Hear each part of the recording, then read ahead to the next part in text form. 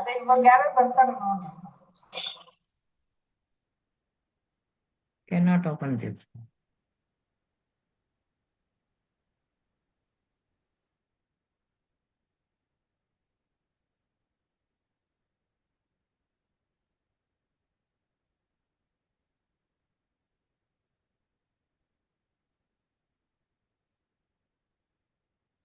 ಹರೇ ಕೃಷ್ಣ. ಲೀಲಾಮೃತ ಓದುವ ತರಗತಿಗೆ ಎಲ್ಲರಿಗೂ ಕೂಡ ಬಂದಂತ ಎಲ್ಲರಿಗೂ ಸ್ವಾಗತವನ್ನು ಕೋರುತ್ತಾ ಇಂದಿನ ತರಗತಿಯನ್ನು ಪ್ರಾರಂಭಿಸೋಣ. ನಮ್ಗೆ ಈ ಲೀಲಾಮೃತ ಓದುವ ತರಗತಿಯನ್ನು ಮಾಡಲು ಅವಕಾಶ ಮಾಡಿಕೊಟ್ಟಂತಹ ರಾಧಾ ಗೋವಿಂದ ದೇವಸ್ಥಾನ ಮಂಗಳೂರು ಕುಲ ಇಲ್ಲಿಯ ಅಧ್ಯಕ್ಷರಾದ ನಾಮನಿಷ್ಠ ದಾಸ್ ಪ್ರಭುಜಿಗೆ ನನ್ನ ನಿಮ್ಮೆಲ್ಲರ ಪರವಾಗಿ ಪ್ರಣಾಮಗಳನ್ನು ಸಲ್ಲಿಸ್ತೇನೆ. ಹಾಗೆ ನನ್ನ ಗುರುಗಳಾದ ಸಚ್ಚಿದಾನಂದ ಪ್ರಭುಜಿ ಮತ್ತೆ ಇತರ ಎಲ್ಲಾ ಗುರುಗಳಿಗೂ ಕೂಡ ನಾನು ನಿಮ್ಮೆಲ್ಲರ ಪರವಾಗಿ ಪ್ರಣಾಮಗಳನ್ನು ಸಲ್ಲಿಸ್ತೇನೆ. ಹಾಗೆ ISKCON founder AC Bhaktivedanta Srila Prabhupad ಇವರಿಗೂ ಕೂಡ ಎಲ್ಲರ ಪರವಾಗಿ ಪ್ರಣಾಮಗಳನ್ನು ಸಲ್ಲಿಸ್ತೇನೆ. ಬಂದಂತ ಎಲ್ಲರಿಗೂ ಕೂಡ ಸ್ವಾಗತವನ್ನು ಮತ್ತೊಮ್ಮೆ ಕೋರುತ್ತಾ ಇಂದಿನ ತರಗತಿಯನ್ನು ಪ್ರಾರಂಭಿಸೋಣ. ಹರೇ ಕೃಷ್ಣ ಮಾತಾಜಿ. ಹರೇ ಕೃಷ್ಣ. ಪ್ರಾರ್ಥನೆ. ಓಂ ಅಜ್ಞಾನತಿಮಿರಂಧಸ್ಯ ಜ್ಞಾನಾಂಜನಶಲಾಕಾಯ ಚಕ್ಷುರುನ್ಮಿತಂ ಯೇನ ತಸ್ಮೈ ಶ್ರೀ ಗುರುವೇ ನಮಃ. ಶ್ರೀ ಚೈತನ್ಯ ಮನೋಭೀಷ್ಟಂ ಸ್ಥಾಪಿತಂ येन भूतले स्वयं रूप कदा मह्यं ददाति स्वपदान्तिकम्. वन्देऽहं श्रीगुरु श्रीयुतपदकमलं श्रीगुरून् वैष्णवांश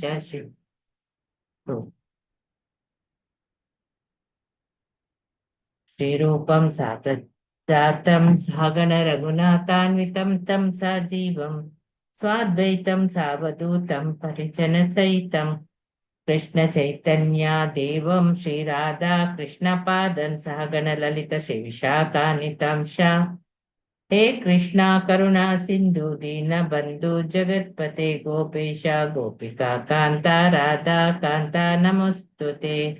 तप्त कांचन गौरांगे राधे वृंदावनेश्वरी वृषभानुसुते देवी प्रणमामि हरिप्रिये.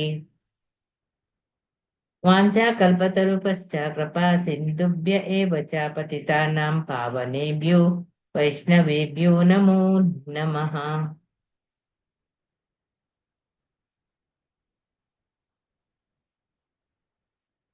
नमो ओं विष्णुपादाय कृष्णप्रेष्ठाय भूतले श्रीमते भक्तिवेदांत स्वामिन् इति नामिने. नमस्ते सरस्वती देवी गौरवाणी प्रचारिणी निर्विशेष शून्यवादी पाश्चात्य देशतारिणी. जय श्री कृष्ण चैतन्य प्रभु नित्यानंद श्री अद्वैत गदाधर श्रीवासादि गौर भक्त वृंद. हरे कृष्णा कृष्णा कृष्णा हरे हरे हरे राम राम राम हरे हरे.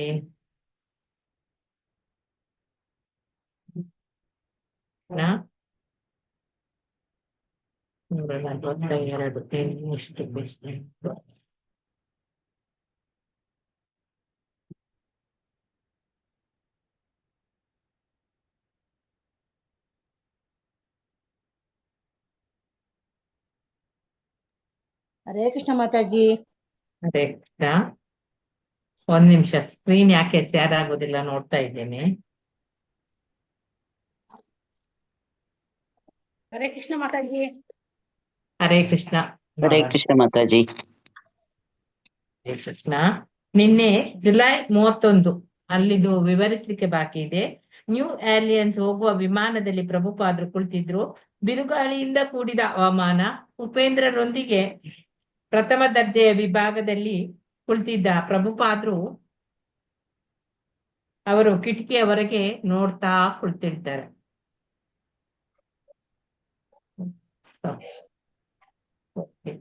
ಅಲ್ಲಿ ಆಸನದ ಪಟ್ಟಿಗಳನ್ನು ಭದ್ರಪಡಿಸಿಕೊಳ್ಳಿ ಅಂತೇಳಿ ವಿಮಾನ ನೆಲಕ್ಕೆ ಇಳಿಯುವ 10 ನಿಮಿಷದ ಮೊದಲು ಪ್ರಕಟ ಮಾಡ್ತಾರೆ. ಇದ್ದಕ್ಕಿದ್ದಂತೆ ವಿಮಾನ ಒಮ್ಮೆಲೆ ಕೆಳಗೆ ಇಳಿತದೆ. ಪ್ರಯಾಣಿಕರು ಹಾಹಾಕಾರ ಮಾಡ್ತಾ ತಮ್ಮ ಆಸನಗಳನ್ನೆಲ್ಲ ಗಟ್ಟಿಯಾಗಿ ಹಿಡಿದುಕೊಳ್ತಾರೆ. ಉಪೇಂದ್ರ ಭಯದಿಂದ ಮೂಕರಾಗಿ ಹೋಗ್ತಾರೆ. ಅವರ ಮನಸ್ಸಿನಲ್ಲಿ ಬಂದ ವಿಚಾರ ಒಂದೇ, ನಾನೀಗ ಸತ್ತರೆ ಒಳ್ಳೇದೇ ಆಯ್ತಾ, ಏಕೆಂದ್ರೆ ಪ್ರಭುಪಾದ್ರ ಪಕ್ಕದಲ್ಲಿ ಇದ್ದಾರೆ. ಈ ಕೆಳಗೆ ಕುಸಿಯುತ್ತಿದ್ದ ವಿಮಾನ ಒಮ್ಮೆಗೆ ನಿಲ್ತದೆ. ಆ ಅನುಭವ ಹೇಗಿರ್ತದೆ ಅಂತೇಳಿ ಈಗ ನೀವೇ ಆಲೋಚನೆ ಮಾಡಿ. ಒಮ್ಮೆಲೆ ಆ ವಿಮಾನ ಕೆಳಗೆ ಸರ್ರ ಅಂತ ನಿಳಿದ್ರೆ ಹೇಗಾಗ್ತದೆ. ಜಂಪ್ ಹಾಗೆ ಹಾಗೆ ಈಗ ಪ್ರಭುಪಾದರಿಗೆ ಅಲ್ಲಿ ಪಕ್ಕದಲ್ಲಿದ್ದ ಯಾರವನು ಉಪೇಂದ್ರ, ಅವನಿಗೆ ಭಯ ಆಯ್ತು. ಅದು ಒಮ್ಮೆಗೆ ಈಗ ನಿಂತಿತ್ತು ಅಲ್ಲೇ. ಆಗ ಅಕ್ಕಪಕ್ಕ ಜೋಲಿ ಹೊಡಿತಾ ಅದು ಒಂಥರ ಒಮ್ಮೆಲೆ ಸಡನ್ ಆಗಿ ನಿಂತ್ರೆ ಕೂಡ ಈ ವಾಲಿದಾಗೆ ಆಗ್ತದಲ್ಲ, ಹಾಗೆ ವಾಲಿದಾಗೆ ಆಯ್ತು. ಆಗ ಬಿರುಗಾಳಿಯ ಹೊಡೆತ ಇದಕ್ಕೆ ಕಾರಣ. ಅಲ್ಲಿ ತಲೆ ಒತ್ತಿ ಮೇಲಿದ್ದ ನಿಲ್ಸ್ಬೇಕು. ಆ ಗೂಡುಗಳು ಅಲ್ಲಿ ತಮಗೆ ತಾವೇ ತೆರೆದುಕೊಂಡವು. ಅಂದ್ರೆ ಬಾಗಿಲುಗಳು, ಹಾ, ಅದರದ್ದೆಲ್ಲ ಅಲ್ಲಿ. ಬಾಗಿಲುಗಳೆಲ್ಲ ತೆರೆದು ಒಳಗಿದ್ದ ಸಾಮಾನುಗಳು ಸರಂಜಾಮ ಎಲ್ಲ ಹೊರಗೆ ಬಿಡ್ತದೆ. ಆ ತಲೆಯ ಮೇಲೆ ನಾವು ಬಸ್ಸಲ್ಲಿ ಸಹ ನೋಡ್ತೀರಿ ನೀವು, ಆ ಮೇಲೆ ಒಂದು ಕಂಪಾರ್ಟ್ಮೆಂಟ್ ಇರ್ತದೆ, ಯಾವ್ದಾದ್ರು ನಮ್ಮದು ಲಗೇಜ್ ಎಲ್ಲ ಇಡುವಂತದ್ದು. ಅದರದ್ದು ಬಾಗಿಲು ತನ್ನಷ್ಟಕ್ಕೆ ಓಪನ್ ಆಗಿ ಎಲ್ಲ ಕೆಳಗೆ ಬೀಳ್ಲಿಕ್ಕೆ ಸ್ಟಾರ್ಟ್ ಮಾಡ್ತದೆ. ಪ್ರಯಾಣಿಕರು ಕುಳಿತುಕೊಂಡವರು ಹಾರಿ ಕೆಳಗೆ ಬೀಳ್ತಾರೆ. ಶ್ರೀಲ ಪ್ರಭುಪಾದರು ಉಪೇಂದ್ರರ ಕಡೆ ತಿರುಗಿ ಹೇಳ್ತಾರೆ, ಯಾಕೆ ಈ ವಿಮಾನ ಹೀಗೆ ಜೋಲ್ತದೆ ಅಂತ ಹೇಳಿ ಕೇಳ್ತಾರೆ. ಆಗ ಬಿರುಗಾಳಿ ಎಂದಷ್ಟೇ ಉಪೇಂದ್ರ ಉತ್ತರಿಸ್ತಾರೆ. ಶ್ರೀಲ ಪ್ರಭುಪಾದರು ಮಾತ್ರ ಅಲ್ಲಿ ನಿರುದ್ವಿಗ್ನರಾಗಿ ಅಲ್ಲಿ ಇರುವುದನ್ನು ಉಪೇಂದ್ರ ಅಲ್ಲಿ ಗಮನಿಸ್ತಾರೆ. ಇವರೇನ್ ಸುಮ್ಮನೆ ಕೂತ್ಕೊಂಡಿದ್ದಾರೆ ಅಂತೇಳಿ. ಸ್ವಲ್ಪ ಇರಿಸು ಮುರುಸು ಮಾತ್ರ ಅವರಿಗೆ ಆಗಿತ್ತು. ಸ್ವಲ್ಪ ಆಚೆ ಈಚೆ, ಉದಾಹರಣೆಗೆ ಊಟ ತಡವಾದಾಗ ಆಗ್ತದಲ್ಲ, ಅದೇ ರೀತಿ ಆಯ್ತು ಅವರಿಗೆ. ಸುರಿಯುವ ಮಳೆ, ಹೊಡೆಯುವ ಬಿರುಗಾಳಿ, ಅಂತೂ ವಿಮಾನ ಮೆಲ್ಲಕ್ಕೆ ಭೂಮಿಗೆ ತಾಗಿತು.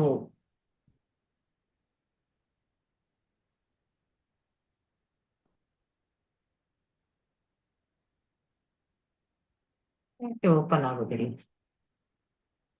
ಕರೆಂಟ್ ಇಲ್ಲ. ಓ ಸರಿ, ನನಗೆ ತಲೆಯಲ್ಲಿಲ್ಲ.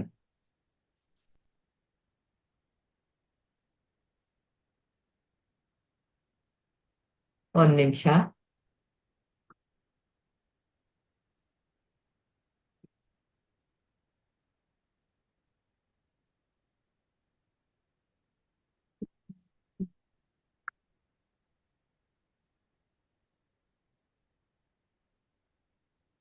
ನಿಮಗೆಲ್ಲ ಕರೆಂಟ್ ಇದೆ ಅಲ್ಲಿ, ನಮ್ಗಿಲ್ಲಿ ಕರೆಂಟ್ ಇಲ್ಲ.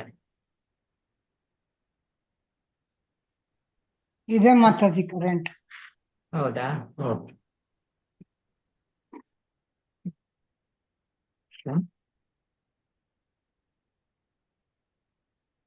ಪುನಃ ಇಲ್ಲೂ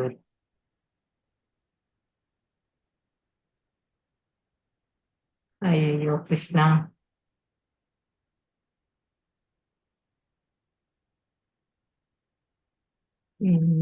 WF features of this.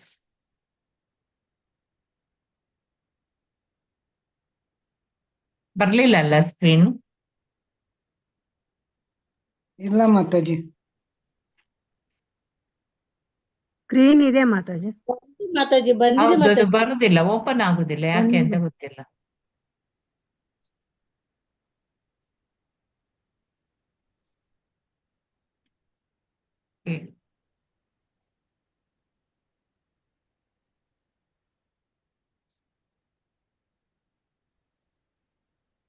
ನನಗೆ ಇಲ್ಲಿ ಫುಲ್ ಸ್ಕ್ರೀನೇ ಬರುದಿಲ್ಲ. ಒಂದ್ ನಿಮಿಷ, ಮೊಬೈಲ್ ಅಲ್ಲಿ ಮಾಡ್ತೇನೆ.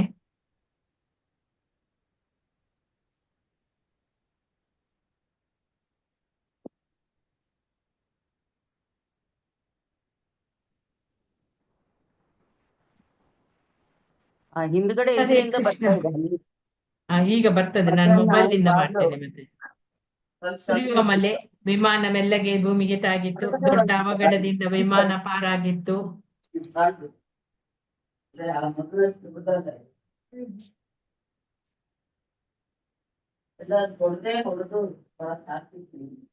ನಿಮ್ಮಷ್ಟಕ್ಕೆ ಮಾತನಾಡ್ತಾ ಇದ್ದೀರಾ? ಓಕೆ. ವಿಮಾನದ ಚಕ್ರಗಳು ರನ್ವೇಗೆ ಮುಟ್ಟಿದ ತಡ ಪ್ರಯಾಣಿಕರು ಗಟ್ಟಿಯಾಗಿ ಒಂದು ಎದುಸಿರು ಬಿಡ್ತಾರೆ. ಆಮೇಲೆ ಸಂತೋಷದಿಂದ ಜೋರಾಗಿ ಕೂಗ್ತಾರೆ, ಚಪ್ಪಾಳೆ ಹಾಕ್ತಾರೆ. ಶೀಲ ಪ್ರಭುಪಾದರು ಮಾತ್ರ ನಿಶ್ಚಿಂತರಾಗಿ ಇದ್ರು, ನಿರಾಪಾದಿತರಾಗಿದ್ರು. ಅವರು ಉಪೇಂದ್ರನನ್ನು ಕೇಳಿದ ಇಷ್ಟೇ, ದೇವಸ್ಥಾನಕ್ಕೆ ಎಷ್ಟು ಸಮಯದ ದಾರಿ ಇದೆ ಅಂತೇಳಿ ಅವರು ಅಲ್ಲಿ ಕೇಳ್ತಾರೆ. ಆಗ ಸುರಿಯುವ ಭಾರೀ ಮಲೆಯಲ್ಲಿ ಎಸ್ಪಾಂಡೆ ಬೋಲೆ ವಾರ್ಡಿನಲ್ಲಿದ್ದ ದೊಡ್ಡ ಭವನಕ್ಕೆ ಪ್ರಭುಪಾದರು ತಮ್ಮ ಶಿಷ್ಯರೊಂದಿಗೆ ಬರ್ತಾರೆ.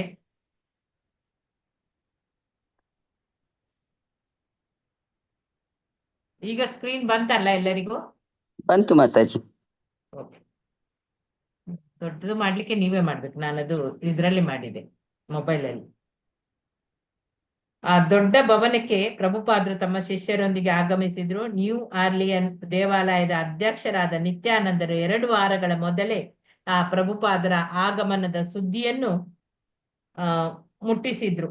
ಅವಸರವಾಗಿ ಎಲ್ಲರೂ ಎಲ್ಲಾ ಭವನಗಳಿಗೂ ಸುಣ್ಣ ಬಣ್ಣ ಎಲ್ಲ ಹಾಕಿದ್ರು. ಮಿಸಿಸಿಪ್ಪಿ ಫಾರ್ಮ್ ನಲ್ಲಿ ಕೂಡ ಹಾಕಿದ್ರು. ನಗರದ ಮಾರುಕಟ್ಟೆಗಳಲ್ಲೆಲ್ಲ ಹುಡುಕಾಡಿಸಿದ್ರು ಕೂಡ ಪ್ರಭುಪಾದರಿಗೆ ಬೇಕಾದ ಆಗಲಕಾಯಿ ಅದು ಸಿಕ್ಲಿಲ್ಲ. ಆಗಲಕಾಯಿಯನ್ನು ಜೀರ್ಣಕಾರಿಯಾಗಿ ಪ್ರಭುಪಾದರು ಪ್ರತಿ ನಿತ್ಯವೂ ತೆಗೆದುಕೊಳ್ತಿದ್ರಂತೆ ಅಂತ ಅವರು ಕೇಳಿದ್ದಾರೆ. ಆ ಮಾತನ್ನು ಅವ್ರು ತಿಂತಾರೆ ಅದನ್ನು ಅಂತೇಳಿ ಅವರಿಗೆ ಗೊತ್ತಿದೆ. ಆದುದರಿಂದ ಪ್ರಭುಪಾದರ ಕಾರ್ಯದರ್ಶಿ ಒಬ್ಬರಿಗೆ ಡಲ್ಲಾಸ್ನಿಂದ ಕಲ್ಲಂಗಡಿ ಹಣ್ಣು ಅದನ್ನು ತರಲಿಕ್ಕೆ ಅವರು ಸೂಚಿಸ್ತಾರೆ.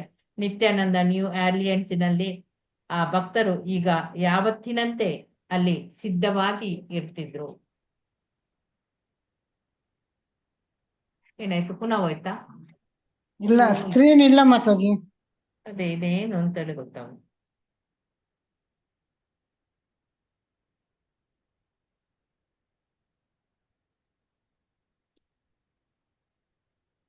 ಬಂತು. ಓಕೆ,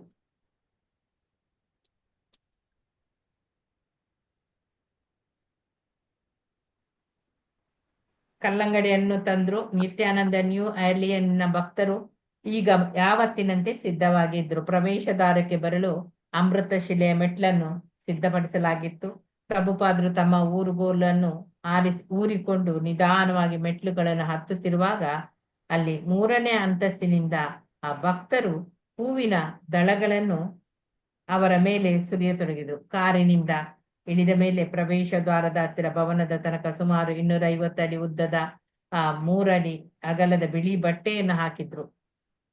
ಈ ನಡೆ ನುಡಿಯು ವ್ಯಾಸ ಆಸನದವರೆಗೆ ಅದು ಚಾಚಿಕೊಂಡು ಇತ್ತು. ಪ್ರಭುಪಾದರು ಗೌರವಾನ್ವಿತಾಯಿ ಮತ್ತೆ ರಾಧಾರಾಣಿ ಅವರ ರಾಧಾಕುಂಡ ಮತ್ತು ಜಗನ್ನಾಥ ದೇವ ಮೂರ್ತಿಗಳಿಗೆ ನಮಸ್ಕರಿಸಿ ವ್ಯಾಸಾಸನದ ಮೇಲೆ ಕುಳಿತುಕೊಳ್ತಾರೆ. ಆದರೆ ಬೆಳಿಗ್ಗೆ ತುಂಬಾ ಹೊತ್ತಾಗಿದೆ, ಈಗ ಮಾತನಾಡುದು ಬೇಡ ಅಂತೇಳಿ ಅವರು ನಿಶ್ಚಯ ಮಾಡ್ತಾರೆ. ಅಲ್ಲಿಂದ ಎದ್ದು ಬಂದು ಅವರ ವಸತಿ ವಿಭಾಗಕ್ಕೆ ನಡೆದುಕೊಂಡು ಹೋಗ್ತಾರೆ. ಇಲ್ಲಿ ತಮ್ಮ ಶ್ರೀಲ ಪ್ರಭುಪಾದರವರ ಕೋಣೆಗೆ ಬಂದ ಕೂಡಲೇ ಮೇಯರ್ ಅವರ ಕಚೇರಿಯಿಂದ ಬಂದಿದ್ದ ಒಂದು ಸಿಟಿ ಹಾಲಿನ ಅಧಿಕಾರಿಯೊಬ್ಬರಿಗೆ ಅವರು ಪರಿಚಯ ಮಾಡಿಕೊಳ್ತಾರೆ. ವ್ಯಕ್ತಿ ನ್ಯೂ ಆರ್ಲಿಯನ್ಸ್ಗೆ ಪ್ರಭುಪಾದರನ್ನು ಗೌರವಪೂರ್ವಕವಾಗಿ ಸ್ವಾಗತಿಸಲಿಕ್ಕೆ ಬರ್ತಿದ್ರು. ಪ್ರಭುಪಾದರು ಆತ ನೀಡಿದ ನಗರದ ಸಾಂಕೇತಿಕ ಬೀಗದ ಕೈ ಮತ್ತು ಗೌರವಾನ್ವಿತ ಅಧಿಪತಿಯನ್ನು ಅವರನ್ನೆಲ್ಲ ಸ್ವಾಗತಿಸ್ತಾರೆ, ಪ್ರಶಂಸಿಸ್ತಾರೆ, ಮತ್ತೆ ಸ್ವಾಗತ ಪತ್ರವನ್ನು ಸಂತೋಷದಿಂದ ಸ್ವೀಕರಿಸ್ತಾರೆ. ಈ ಸಿಕ್ಕ ಅವಕಾಶವನ್ನು ಅವರು ಬಳಸಿಕೊಳ್ತಾರೆ. ಪ್ರಭುಪಾದರು ಆತನಿಗೆ ಬೋಧಿಸ್ಲಿಕ್ಕೆ ಶುರು ಮಾಡ್ತಾರೆ. ಆಮೇಲೆ ಪ್ರಭುಪಾದರ ಪಾಲಿಗೆ ಬಂದಿದ್ದ ವ್ಯಕ್ತಿ ಒಬ್ಬ ನಗರ ಅಧಿಕಾರಿ ಆಗಿರ್ಲಿಲ್ಲ, ಬೇರೆ ಅನೇಕರಂತೆ ಓರ್ವ ಬದ್ಧಾತ್ಮರಾಗಿದ್ರು ಅವರು. ಸ್ವಾಗತ ಕ್ರಿಯೆ ಮುಗಿದ ನಂತರ ಪ್ರಭುಪಾದರು ಸ್ನಾನ ಮಾಡಿ ಪ್ರಸಾದ ಸ್ವೀಕರಿಸ್ತಾರೆ, ಸ್ವಲ್ಪ ಕಾಲ ವಿಶ್ರಮಿಸ್ತಾರೆ. ಆ ಬಳಿಕ ನಿತ್ಯಾನಂದರಿಗೆ ಹೇಳಿ ಕಳಿಸ್ತಾರೆ. ನಿತ್ಯಾನಂದರು ಅಲ್ಲಿ ಕೋಣೆಗೆ ಬಂದಾಗ ಪ್ರಭುಪಾದರು ತಮ್ಮ ಹಣೆಯ ಮೇಲೆ ಗಂಧವನ್ನು ಧರಿಸಿ ಕೊರಳಲ್ಲಿ ಹೊಸ ಗಂಧದ ಹಾರವನ್ನು ಎಲ್ಲ ಹಾಕಿಕೊಂಡು ಕುಳಿತುಕೊಂಡಿದ್ರು.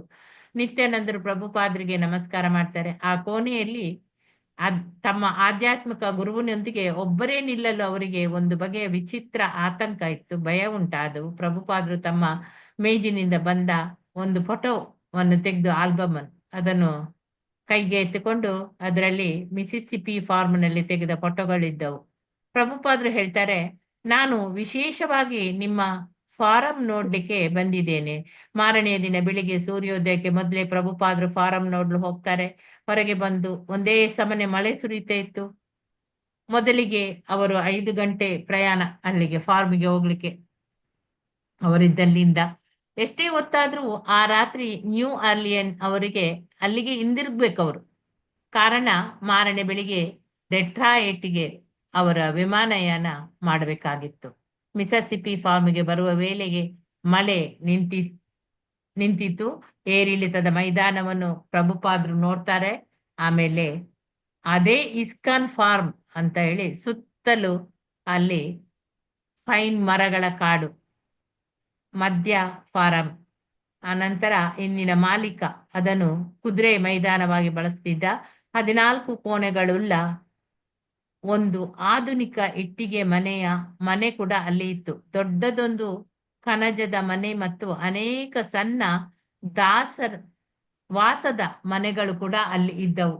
ಎಲ್ಲವೂ ಪ್ರಭುಪಾದರಿಗೆ ಎಲ್ಲ ಅದು ಹೇಗೆ ಇತ್ತು ಹಾಗೆ ಸುಸ್ಥಿತಿಯಲ್ಲಿ ಇತ್ತು.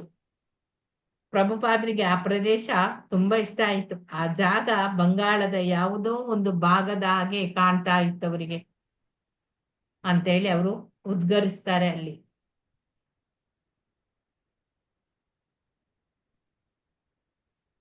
ನಂತರ ಅವರು ನ್ಯೂ ಆರ್ಲಿಯನ್ಸ್ ಅಲ್ಲಿ ಅನೇಕ ಶಿಷ್ಯರು ಪ್ರಭುಪಾದರೊಂದಿಗೆ ಸ್ವಲ್ಪ ಸಮಯ ಕಲಿಬೇಕು ಅಂತೇಳಿ ಆಸೆಯಿಂದ ಬಂದು ಮಿಸಿಸಿಪಿಯ ಫಾರಮ್ಗೆ ಧಾವಿಸಿ ಬರ್ತಾರೆ.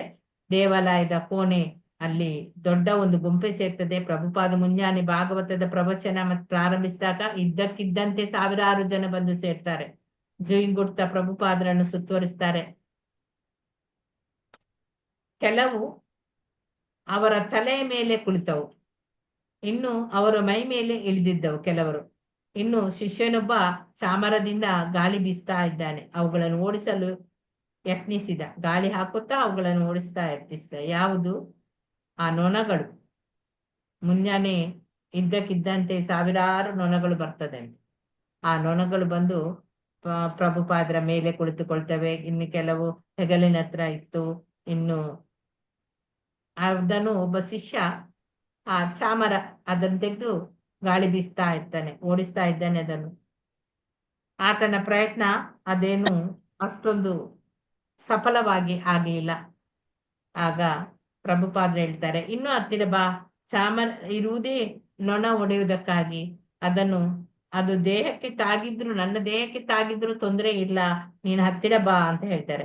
ಪ್ರವಚನದ ಕೊನೆಯಲ್ಲಿ ಶ್ರೀಲ ಪ್ರಭುಪಾದರು ಫಾರಂ ಬಗ್ಗೆ ಮಾತನಾಡ್ತಾರೆ. ನೋಡಿ, ಈ ಜಾಗ ನಾನು ನೋಡೇ ಇರ್ಲಿಲ್ಲ. ತುಂಬಾ ಪ್ರಶಸ್ತವಾದ ಸ್ಥಳ ಇದು. ಗೃಹಸ್ಥರು ಇಲ್ಲಿಗೆ ಬಂದು ನೆಲೆಸ್ಬೇಕು. ಆಗ ಸಣ್ಣ ಸಣ್ಣ ಕುಟೀರ ಮಾಡಿಕೊಳ್ಳಿ. ನಿಮ್ಮ ದವಸ ಧಾನ್ಯ ತರಕಾರಿ ಅದನ್ನೆಲ್ಲ ನೀವೇ ಇಲ್ಲಿ ಬೆಳೆದುಕೊಳ್ಳಿ. ಆಮೇಲೆ ಹಸು ಸಾಕಿ, ಒಳ್ಳೆಯ ಆಹಾರ, ಸಮಯದ ಉಳಿತಾಯ ಕೂಡ ಆಗ್ತದೆ. 100 ಮೈಲು ಕಾರಿನಲ್ಲಿ ಹೋಗಿ ನಗರ ಮುಟ್ಟುವುದು ಮತ್ತೆ ಹಿಂದಿರುಗುವುದು ಯಾಕೆ ಈ ಅನಗತ್ಯ ಶ್ರಮ? ಇಲ್ಲಿ ನೆಲೆಸಿ ನಿಮ್ಮದೇ ಆದ ಆಹಾರ ಮಾಡಿಕೊಳ್ಳಿ, ನಿಮ್ಮದೇ ಆಹಾರ ತಯಾರಿಸಿಕೊಳ್ಳಿ, ಆರಾಮವಾಗಿ ಬದುಕಿ, ಸಮಯ ಉಳಿಸಿ ಅಂತ ಹರೇ ಕೃಷ್ಣ ನಾಮ ಜಪವನ್ನು ಮಾಡಿ ಅಂತ ಹೇಳಿ ಇಲ್ಲಿ ಹೇಳ್ತಾ ಇದ್ದಾರೆ. ಅದೇ ನಿಮ್ಮ ನಿಜವಾದ ಜೀವನ ಅಂತ ಸಹ ಹೇಳಿದ್ರು. ಯಾತಕ್ಕೆ ಈ ಅರ್ಥಹೀನ ಬದುಕು ಮಾಡ್ತೀರಿ? ದೊಡ್ಡ ದೊಡ್ಡ ನಗರಗಳು ಏನು ಗಡಿಬಿಡಿ. ಒಬ್ಬ ಸ್ನೇಹಿತನನ್ನು ನೋಡಬೇಕಾದ್ರೆ 30 ಮೈಲು ಹೋಗ್ಬೇಕು. ಒಬ್ಬ ಡಾಕ್ಟರನ್ನು ನೋಡ್ಬೇಕಾದ್ರೆ 50 ಮೈಲು ನಡಿಬೇಕು. ಇದು ಎಂತಹ ಜೀವನ? ಜೀವನವೇ ಅಲ್ಲ ಇದು. ಸಂತೃಪ್ತಿ ಅದು ನೀವು ಇರ್ಬೇಕು. ಕೆಳಗಿಂದ ಹಾಕ್ಬೇಡ. ಹರೇ ಕೃಷ್ಣ, ಮ್ಯೂಟ್ ಸರಿ ಮಾಡ್ಕೊಳ್ಳಿ ಮಾತಾಜಿ. ಸಂತೃಪ್ತಿ ಬೇಕು. ಒಬ್ಬ ಭಕ್ತನ ಬದುಕು ಅದು ಪ್ರಯೋಜನಕಾರಿ ಆಗ್ಬೇಕು. ಭೌತಿಕ ಸಾಮಗ್ರಿಗಳು ಎಷ್ಟು ಬೇಕು ಅಷ್ಟೇ ಇರ್ಲಿ. ಕೃತಕ ಜೀವನ ಯಾವಾಗ್ಲೂ ನಮ್ಗೆ ಬೇಡ ಅಂತ ಹೇಳ್ತಾರೆ. ಇವತ್ತಿನ ಜೀವನ ಕೇವಲ ಇದು ಯಾಂತ್ರಿಕ ಅಂತ ಹೇಳಿ 3 ಸಲ ಹೇಳ್ತಾರೆ. ತಮ್ಮ ಭಕ್ತರು ಸರಳವಾಗಿ ಬದುಕುವುದು ಹೇಗೆ, ಕೃಷ್ಣ ಪ್ರಜ್ಞೆಯಲ್ಲಿ ಮುಂದುವರಿಯುವುದು ಹೇಗೆ ಎಂಬುದನ್ನು ಉಳಿದವರಿಗೆ ತೋರಿಸಿಕೊಡ್ಬೇಕು ಅಂತ ಹೇಳಿ ವಿನಂತಿ ಮಾಡ್ತಾರೆ. ಹಾಗೆ ತೋರಿಸಿಕೊಟ್ರೆ ಅವರು ಕೂಡ ಆ ದಾರಿಯಲ್ಲಿ ನಡೆಯಲಿಕ್ಕೆ ಪ್ರಯತ್ನಿಸ್ತಾರೆ ಅಂತ ಪ್ರಭುಪಾದರು ಶಿಷ್ಯರು ಹೇಳ್ತಾರೆ. ಈಗ ಈ ಸ್ಥಳದಲ್ಲಿ ನಿತ್ಯಾನಂದರು ಮತ್ತಿತರರು ಅನೇಕ ತಿಂಗಳುಗಳಿಂದ ವಾಸ ಮಾಡ್ತಿದ್ರು. ಆದ್ರೆ ಪ್ರಭುಪಾದರ ಮಾತುಗಳು ಮಾತ್ರ ಇವತ್ತು ಅವರಿಗೆ ನಿಜವಾದ ಒಂದು ಗುರಿಯನ್ನು, ಅವರ ಯೋಜನೆಗೆ ಒಂದು ಉದ್ದೇಶವನ್ನು ದೊರಕಿಸಿಕೊಟ್ಟವು. ಪ್ರಭುಪಾದರು ಯೋಜನೆಗೆ ಹೊಸ ಜೀವ ನಿಲವನ್ನು ನೀಡಿದ ಹಾಗೆ, ಜೀವ ಅನಿಲ ಅದನ್ನು ನೀಡಿದ ಹಾಗೆ ಕಾಣಿಸ್ತಿತ್ತು. ಪ್ರಭುಪಾದರು ತಮ್ಮ ಕೋಣೆಗೆ ಹೋಗಿ ಬ್ರಹ್ಮಾನಂದ ಸ್ವಾಮಿ, ಸತ್ಸ್ವರೂಪ ಸ್ವಾಮಿ, ಗೋಸ್ವಾಮಿ ಮತ್ತೆ ಹರಿಕೇಶ, ಜಗದೀಶ, ಇನ್ನು ಉಪೇಂದ್ರರೊಂದಿಗೆ ಅಲ್ಲಿ ಕುಳಿತುಕೊಳ್ತಾರೆ. ವರ್ಣಾಶ್ರಮ ಧರ್ಮದ ಬಗ್ಗೆ ಮಾತು ಪ್ರಾರಂಭಿಸಿದ ಮೇಲೆ ನಿತ್ಯಾನಂದರಿಗೆ ಹೇಳಿ ಕಳಿಸ್ತಾರೆ, ಯಂತ್ರಗಳನ್ನು ಉಪಯೋಗಿಸದಿರಲು ಪ್ರಯತ್ನಿಸಬೇಕು, ಮತ್ತೆ ಮನುಷ್ಯರು ಪ್ರಾಣಿಗಳಿಂದ ಕೂಡಿ ಕೆಲಸ ಮಾಡ್ಬೇಕು, ಪ್ರಾಣಿಗಳೊಂದಿಗೆ ನಾವು ಮನುಷ್ಯರು ಕೆಲಸ ಮಾಡ್ಬೇಕು ಅಂತ ಹೇಳಿ ಪ್ರಭುಪಾದರಲ್ಲಿ ಹೇಳ್ತಾರೆ. ನಿತ್ಯಾನಂದ ಹೇಳ್ತಾರೆ, ಸಂಸಾರಸ್ಥರೆಲ್ಲರೂ ಕೂಡಿ ದವಸ ಧಾನ್ಯ ಬೆಳಿಬೇಕು ಅಥವಾ ಆಯಾಯ ಕುಟುಂಬಗಳು ಪ್ರತ್ಯೇಕವಾಗಿ ಆಹಾರ ಧಾನ್ಯ ಬೆಳಿಬೇಕು ಅಂತ ಹೇಳಿ ಕೇಳ್ತಾರೆ. ಪ್ರಭುಪಾದರು ಎಲ್ಲರೂ ಒಟ್ಟಿಗೆ ಕೂಡಿ ದುಡಿಬೇಕು, ಇಲ್ಲವಾದ್ರೆ ಸಮೂಹ ಕೇಂದ್ರದಲ್ಲಿ ಜೀವಿಸಿ ಫಲವೇನು ಇಲ್ಲ ಅಂತ ಹೇಳ್ತಾರೆ. ಉಪೇಂದ್ರ, ಹಾಲನ್ನು ಹೇಗೆ ಉಪಯೋಗಿಸ್ಬೇಕು ಅಂತ ಕೇಳ್ತಾರೆ. ಶೀಲ ಪ್ರಭುಪಾದರು ಭಾರತೀಯ ಗ್ರಾಮೀಣ ಪದ್ಧತಿ ಎಂದರೇನು ಅಂತ ಹೇಳಿ ಅಲ್ಲಿ ವಿವರಿಸ್ತಾರೆ. ಹಿಂದೆ ನಂದ ಮಹಾರಾಜ ಗೋವುಗಳನ್ನು ಸಾಕ್ತಿದ್ದ. ಈಗಲೂ ಅನೇಕ ಹಳ್ಳಿಯಲ್ಲಿ ದೊಡ್ಡ ಕಡಾಯಿ ಇರ್ತದೆ. ಸೇಕರಿಸಿದ ಹಾಲನ್ನೆಲ್ಲ ಅದರಲ್ಲಿ ಸುರಿದು ಬಿಡ್ತಾರೆ. ಹಾಲನ್ನು ಬಿಸಿ ಮಾಡ್ಲಾಗ್ತದೆ. ಕಾಯಿಸಿದ ಹಾಲನ್ನು ಪ್ರತಿಯೊಂದು ಕುಟುಂಬವು ತನಗೆ ಬೇಕಾದಷ್ಟು ಬಳಸ್ತದೆ. ಬೇಕಾದಾಗ ಹೋಗುವುದು, ಹಾಲು ಕುಡಿಯುವುದು. ರಾತ್ರಿ ಉಳಿದ ಹಾಲಿಗೆ ಹೆಪ್ಪು ಹಾಕಿ ಮೊಸರು ಮಾಡ್ತಾರೆ. ಮಾರನೇ ದಿನ ಹಾಲು ಮೊಸರು ಇಷ್ಟ ಬಂದಷ್ಟು ಬಳಸ್ತಾರೆ. ತಿಂದು ಉಳಿದ ಮೊಸರನ್ನು ಸಂಗ್ರಹಿಸ್ತಾರೆ. ಸಾಕಷ್ಟು ಮೊಸರು ಸಂಗ್ರಹವಾದಾಗ ಮೇಲೆ ಮೊಸರನ್ನು ಅಲ್ಲಿ ಕಡಿತಾರೆ. ಬೆಣ್ಣೆ ಬರ್ತದೆ. ಆ ಬೆಣ್ಣೆಯನ್ನು ತೆಗೆದುಕೊಳ್ತಾರೆ. ಕಡೆದ ಮೊಸರನ್ನು ಅವರು ಮಜ್ಜಿಗೆ ಮಾಡ್ತಾರೆ. ಆಮೇಲೆ ಆ ಮಜ್ಜಿಗೆಯನ್ನು ಬೇಳೆ ಸಾರಿಗೂ, ಚಪಾತಿಗೂ, ಅನ್ನಕ್ಕೂ ಎಲ್ಲದಕ್ಕೂ ಬಳಸ್ತಾರೆ. ಅದು ಆರೋಗ್ಯಕ್ಕೆ ತುಂಬಾ ಒಳ್ಳೆಯದು, ರುಚಿಯಾಗೂ ಸಹ ಇರ್ತದೆ. ಬೆಣ್ಣೆ ಇದೆಯಲ್ಲ, ಅದನ್ನು ಕಾಯಿಸಿದ್ರೆ ಅದು ತುಪ್ಪ ಆಗ್ತದೆ. ಒಂದು ಹನಿ ಕೂಡ ವ್ಯರ್ಥ ಮಾಡುವುದಿಲ್ಲಂತೆ. ಪ್ರತಿಯೊಬ್ಬರು ಎಷ್ಟು ಸಾಧ್ಯವೋ ಅಷ್ಟು ಹಾಲು ಕುಡಿತಾರೆ. ತುಪ್ಪವನ್ನು ನಗರಗಳಿಗೆ ತೆಗೆದುಕೊಂಡು ಹೋಗಿ ಇಸ್ಕಾನ್ ಉಪಹಾರ ಭವನಗಳಲ್ಲಿ ಬಳಸ್ತಾರೆ. ಉಪಹಾರ ಭವನಗಳಲ್ಲಿ ಮೊಸರನ್ನು ಸಂದೇಶ, ರಸಗುಲ್ಲ ಮೊದಲಾದ ತಿಂಡಿಗಳನ್ನು ತಯಾರಿಸಲಿಕ್ಕೆ ಬಳಸ್ತಾರೆ ಅಂತಹ ಪ್ರಭುಪಾದರು ಹೇಳ್ತಾರೆ. ಆಗ ಫಾರಂ ಅನ್ನು ಚೆನ್ನಾಗಿ ವ್ಯವಸ್ಥೆ ಮಾಡ್ಬೇಕು ನೀವು. ಬ್ರಾಹ್ಮಣ, ಕ್ಷತ್ರಿಯ, ವೈಶ್ಯ, ಶೂದ್ರ ಈ 4 ವರ್ಣದವರು ತಮ್ಮ ತಮ್ಮ ಕೆಲಸಗಳಲ್ಲಿ ಮಗ್ನರಾಗಬೇಕು. ಸೋಮಾರಿತನ ಮಾಡಬಾರ್ದು. ನಿರುದ್ಯೋಗ ಎನ್ನುವುದೇ ಇಲ್ಲ. ಹೀಗೆ ಮಾಡೋದಿದ್ರೆ ಜನ ನಮ್ಮನ್ನು ತಿಂತಾರೆ, ಮಲಗ್ತಾರೆ, ಕೆಲಸ ತಪ್ಪಿಸ್ತಾರೆ ಎಂದು ಟೀಕೆ ಮಾಡ್ತಾರೆ. ಹಾಗಾದ್ರೆ ನಾವು ತಕ್ಷಣವೇ ಫಾರಮ್ನಲ್ಲಿರುವ ಯಂತ್ರಗಳನ್ನು ಉಪಯೋಗ ನಿಲ್ಲಿಸ್ಬೇಕೇ ಅಂತ ಹೇಳಿ ನಿತ್ಯಾನಂದರು ಕೇಳ್ತಾರೆ. ನಾವು ಯಂತ್ರ ವಿರೋಧಿಗಳು ಅಲ್ಲ ಅಂತೇಳಿ ಪ್ರಭುಪಾದರು ಹೇಳ್ತಾರೆ. ನೀವು ಯಂತ್ರವನ್ನು ಬಳಸಿ, ಬೇಕಾದ್ರೆ ಆ ಯಂತ್ರಗಳನ್ನು ಬಳಸುವುದರಿಂದ ಬೇರೆಯವರು ನಿರುದ್ಯೋಗಿಗಳಾಗಬಾರ್ದು ಅಂತ ಹೇಳ್ತಾರೆ. ಇದು ನನ್ನ ವಿಚಾರ. ನೀವು ಯಂತ್ರವನ್ನು ಬಳಸಿ ಮತ್ತೆ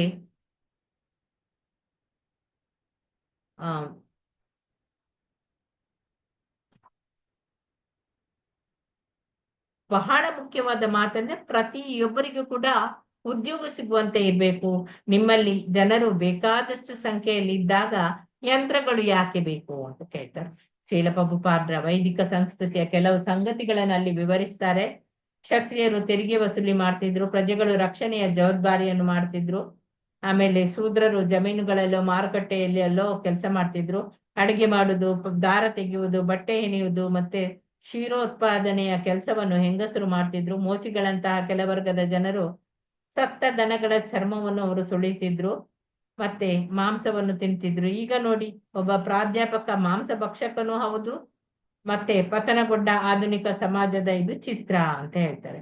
ಉಪಾಧ್ಯಾಯ ಎಂದರೆ ಬ್ರಾಹ್ಮಣ, ಆದ್ರೆ ಈಗ ಅವನು ಮಾಂಸ ತಿಂತಾ ಇದ್ದಾನೆ. ಎಷ್ಟು ಭಯಾನಕ ಈಗ. ಇದೆಲ್ಲ ಗಮನದಲ್ಲಿ ಇಟ್ಟುಕೊಂಡು ನೀವು ಹೊಸ ಸಮಾಜವನ್ನು ನಿರ್ಮಿಸಬೇಕು. ಸಲಹೆ ನಾನು ಕೊಡ್ತೇನೆ, ಆದ್ರೆ ನಾನೇ ಮಾಡೋದಕ್ಕೆ ನಾನು ಬಹಳ ಕಾಲ ಬದುಕಿರುವುದಿಲ್ಲ.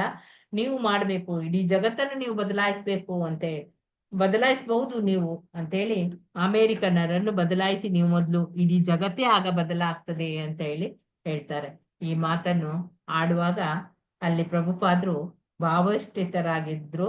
ಅವರ ಕಣ್ಣುಗಳಲ್ಲಿ ನೀರು ಬರ್ತಿತ್ತು. ಅವರು ಹೇಳಿದ್ರು, ಇದು ನಿಜವಾದ ಕರ್ತವ್ಯ. ಚೈತನ್ಯ ಮಹಾಪ್ರಭುಗಳು ವಿವರಿಸಿದ್ದಾರೆ. ಪರ ಉಪಕಾರ, ಬೇರೆಯವರಿಗೆ ಸಹಾಯ ಮಾಡಿ ಎಲ್ಲರನ್ನು ಕಾಪಾಡೋದಕ್ಕೆ ಆಗದಿದ್ರೆ ಎಷ್ಟು ಸಾಧ್ಯವೋ ಅಷ್ಟು ಜನರನ್ನು ಕಾಪಾಡಿ, ಇದೇ ಮನುಷ್ಯ ಜೀವನ, ಇದೇ ಕೃಷ್ಣ ಪ್ರಜ್ಞೆ. ಯಾರು ಅಂಧಕಾರದಲ್ಲಿ ಇರ್ತಾರೋ ಅವರನ್ನು ಪಾರು ಮಾಡುವುದು. ಕೃಷ್ಣ ಪ್ರಜ್ಞೆ ನನ್ನ ವೃತ್ತಿ ಎಂದು ತಿಳಿದುಕೊಳ್ಬೇಡಿ. ನನಗೂ ಆಹಾರ, ನೆರಳು, ಜೀವನೋಪಾಯ ಅಗತ್ಯ, ನನ್ಗೂ ಎಲ್ಲವೂ ಅಗತ್ಯ ಅಂತ ಹೇಳ್ತಾರೆ. ಭಾರತೀಯರೆಲ್ಲ ಈಗ ಬದುಕಿರುವುದೇ ಈ ನೆಲೆಯಲ್ಲಿ. ನಾನು ಹೇಳುತ್ತಿರುವುದು ಅದಲ್ಲ, ಇದು ಪರೋಪಕಾರ, ಅದೇ ಕೃಷ್ಣ ಪ್ರಜ್ಞೆ. ಆಗ ಕೃಷ್ಣನಿಗೆ ತುಂಬಾ ಸಂತೋಷವಾಗ್ತದೆ. ಸ್ವತಃ ಕೃಷ್ಣನೇ ಬೇರೆಯವರ ಉದ್ಧಾರಕ್ಕಾಗಿ ಭೂಮಿಗೆ ಬರುತ್ತಾನೆ. ಅಲ್ಲಿ ಹಾಗಿರುವಾಗ ನೀವು ಆ ಕೆಲಸ ಮಾಡಿದ್ರೆ ಅವನಿಗೆ ತುಂಬಾ ಸಂತೋಷ ಆಗ್ತದೆ. ಯೋಚಿಸಿ ಒಮ್ಮೆ ನೋಡಿ. ನಾನು ನನ್ನ ಬೇರೆ ಬೇರೆ ಕೇಂದ್ರಗಳಿಗೆ ಪ್ರಯಾಣ ಮಾಡ್ತೇನೆ. ನನ್ನ ಶಿಷ್ಯರು, ನನ್ನ ಜನ ಚೆನ್ನಾಗಿ ದುಡಿಯುತ್ತಿರುವುದನ್ನು ನಾನು ನೋಡ್ತೇನೆ. ಎಲ್ಲ ಚೆನ್ನಾಗಿ ಆಗ್ತದೆ. ಆಗ ಎಷ್ಟು ಸಂತೋಷವಾಗ್ತದೆ ನನಗೆ. ಹಾಗೆ ನನ್ಗೆ ಎಷ್ಟು ಸಂತೋಷವಾಗ್ತದೆಯೋ ಅಷ್ಟೇ ಕೃಷ್ಣನಿಗೆ ಕೂಡ ಸಂತೋಷವಾಗ್ತದೆ. ಇಂತಹ ಸಂದರ್ಭ ಎದುರಾದ್ರೆ ನಾನು ದುಡಿಯಲೇಬೇಕಾಗಿಲ್ಲ. ಇಡೀ ನನ್ನ ಉಳಿದ ಜೀವನ ಪುಸ್ತಕ ರಚನೆಯಲ್ಲಿ ನಾನು ತೊಡಗಿಸಬಹುದು. ನೀವು ಕೃಷ್ಣನ ಪರವಾಗಿ ಕೃಷ್ಣನ ಆ ಕೆಲಸವನ್ನು ಜಗತ್ತಿಗೆ ಉಳಿದ ಮೂರ್ಖರ ಉದ್ಧಾರಕ್ಕಾಗಿ ಮಾಡುತ್ತಾ ಹೋದರೆ ಕೃಷ್ಣನಿಗೆ ತುಂಬಾ ಸಂತೋಷವಾಗ್ತದೆ. ವೈಷ್ಣವನ ಅರ್ಹತೆಯೇ ಪರ ದುಃಖ ದುಃಖಿ. ಇನ್ನೊಬ್ಬರ ದುಃಖವನ್ನು ನೋಡಿದರೆ ಅವನ ಅಸುಖಿ ಆಗ್ತಾನೆ.